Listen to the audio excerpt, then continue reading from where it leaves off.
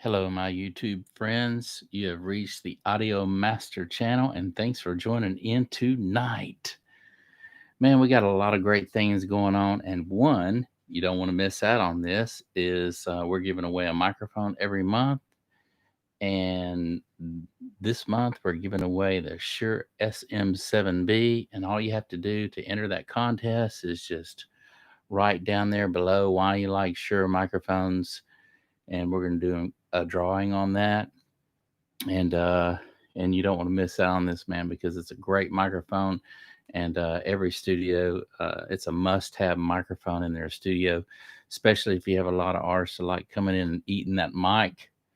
It's a go-to mic to grab, man. You need to get it and put it up there and let them sing through it, and just find out for themselves how much they're going to love it. So you don't want to miss out, man. And just hit that subscribe button, ring that bell so that you're entered in the contest, and make a good comment about Shure microphones. And we're going to do a drawing on that. So, anyway, tonight, man, we're going to be talking about the PreSonus. I've been dying to do this review on this, man. I'm not going to go over all the specs because you can find all the specs if you want to, but they're out there, and there are a lot of other reviews on this on these monitors. But I just want you to check them out, man, and check out how pretty they are, man. They're just absolutely beautiful. I love these monitors. They sound really, really, really good. And when I first started out mixing, I actually was mixing through the Yamaha NS10s. And the old saying goes about the NS10s, if you can get your mix to sound good on them, they're going to sound great on everything. But I got to tell you, man, that's about as far as it goes.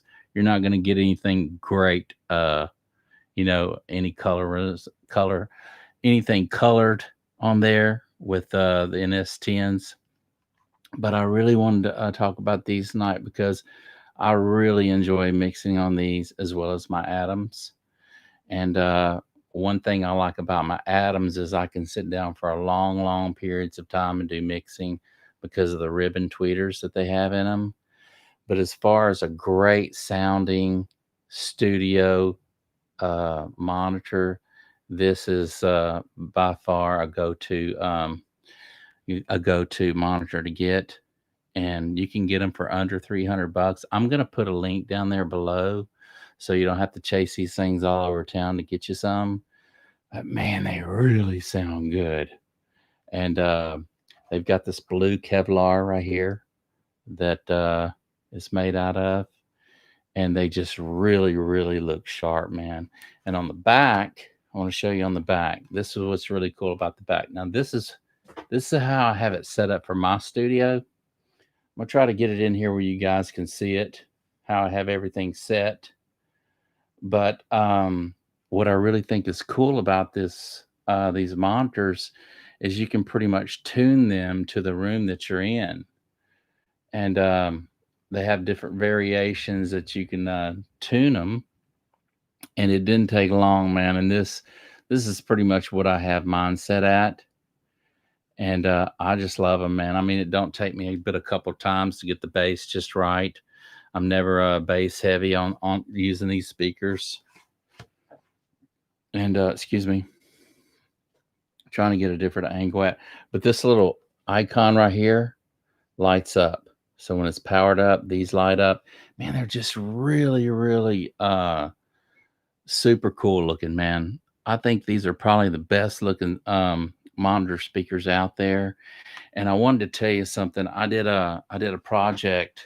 Um, I did a project using the eights about a year ago, and my friend came down from Houston, and we were working on different songs, and we actually did the recordings here in this studio right here, and I just remember listening to the mixes and going, "Wow, those things really sound good," and they're not really colored, and it just didn't take me that long to get a really good mix going. And keep in mind that I did run pink noise on all my mixes before I started, just to get my faders and everything balanced. And then once I got everything balanced, and I was able to at that point start throwing on compressors and things like that to really make the tracks glue together and really sound solid. But I got to tell you, man, I was mixing on the eights, and they're just really, really, really bad to the bone. And I told my friend, I said, man, you know what? If they've got some fives or if they've got anything smaller than that, I'm gonna jump on them. I'm gonna get me some for my studio because my NS10s, it just I don't know what it was. I want to say I just really never got used to them. No matter what studio I brought them to, it always took me several times to get my bass right. Either I was adding too much bass or too much EQ on the high end to get that shimmer and shine. And it just took me a long time to do several mixes, several different burns on CDs, and test it on several different devices to actually get a decent mix before I could get it mastered. Uh, but the PreSonus, man, I was actually doing some stuff that I was actually mastering here using some Wave plugins and just doing some great, just coming out with some really great results.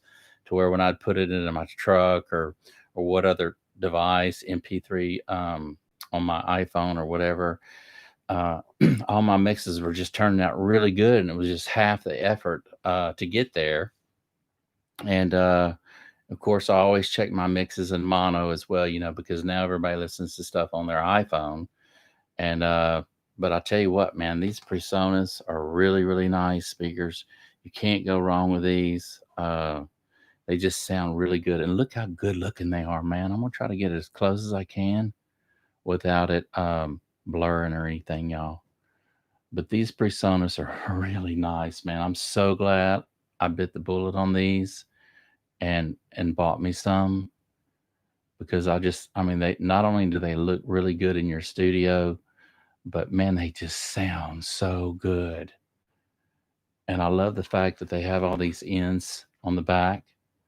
So you've got different variations you could plug into, and then also the different tweaks that you can do on the back as well. And like I say, you guys can read up on all the specs you want to, man. But this is a real live review on this, and I love them, man. I really, really, really enjoy them. I'm so glad I got them. I love these. I'll actually get my mix going with these first and do my pink noise and everything with these and get my mix sounding really good. Look at that. And get my mix sounding really good. And then I'll jump over to my Atoms and for long periods of time and listen to them and just kind of go back and forth, swap back and forth. But my Atoms, man, I can go a long time. I can crank it up and don't get ear fatigue so quick. But I tell you what, man, you got to get some of these. I'm gonna put that link down below. You don't want to miss out on our microphone giveaway on the Shure SMB. So ring that bell and hit that subscribe button. But you got to get them, man. You got to get them. I'm gonna show you another close up one more time. Let you check these out, man. Go and look up on all the specs you want to. But the Audio Master is pretty much really, really happy with these. You can't go wrong, man. And I'm, by the way, I'm probably in a room. This room is probably, if I had to guess, 11 by 12. I have 12-foot ceilings in here. I have hardwood floors, but I do have diffusers and bass traps in the room. And that helps out a lot on my mixes. But if you want a great set of studio recording monitors, grab these right here. No regrets. They're under $300 and you're going to love it. Hit that subscribe button, ring that bell, and we will see you tomorrow. Thanks for joining in, y'all.